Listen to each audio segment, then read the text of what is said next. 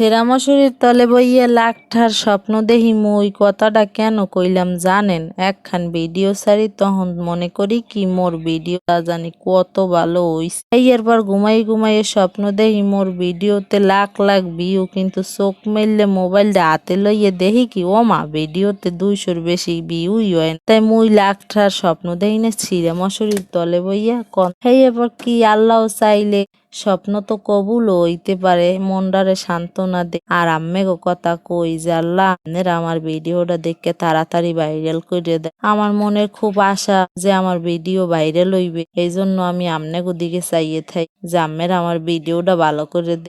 অনেকেই আবার ভিডিওটা দেখকে মনে মনে কইতে পারে যে 38টা ফলোয়ার লইয়া আইছে ভিডিও ভাইরাল করতে। মনে কিছু করবেন না বড় আফারা, বড় ভাইরে, আমার তো মনের আশা যে মোর ভিডিওটা ভাইরাল হইবে, কিন্তু আল্লাহ একদিন চাইলে দেখেন মোর ভিডিও ভাইরাল হইবে। সবাই ভালো থাকবেন, আল্লাহ হাফেজ।